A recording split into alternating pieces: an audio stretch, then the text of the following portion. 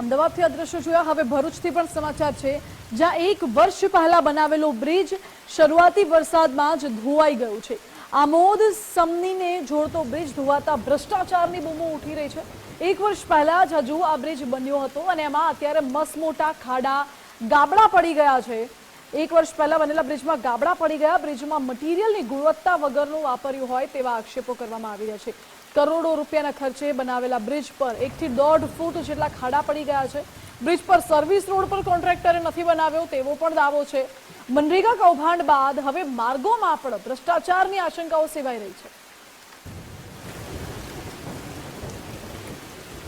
વાત કરવામાં આવે તો બ્રિજ 1 વર્ષ પહેલા બનાવવામાં આવ્યો હતો. વાહન વ્યવહાર અર્થે ખુલ્લો મૂકવામાં આવ્યો હતો.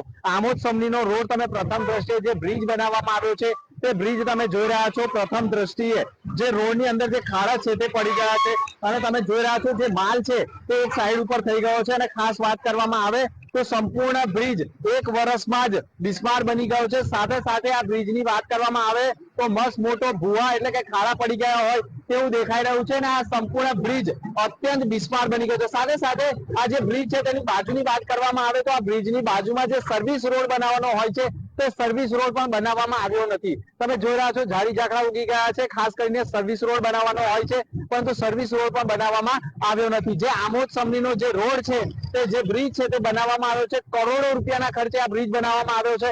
પરંતુ પ્રથમ દ્રષ્ટિએ તમે આ જે બ્રિજ છે તે તેની સ્થિતિ પ્રથમ દ્રષ્ટિએ જોઈ રહ્યા છો. આ બ્રિજની સ્થિતિ એટલી ગંભીર બની ગઈ છે કે આમાં કોઈ જાતનું મટીરિયલનો ઉપયોગ થયો જ નથી.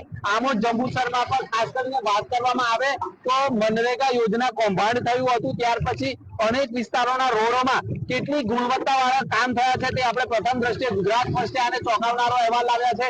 આ સંપૂર્ણ તમે જે જોઈ રહ્યા છો બ્રિજની બાજુનો જે રોડ છે તેનો સંપૂર્ણ માલ એક સાઈડ ઉપર થઈ ગયો છે.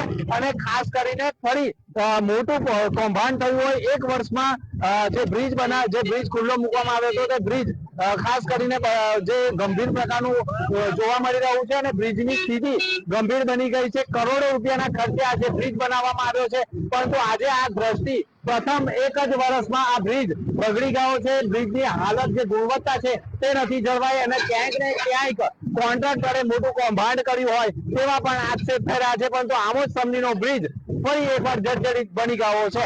મનોજ ખંભાતા સાથે દિનેશ મકવાણા, ગુજરાત ફર્સ્ટ, ભરૂચ.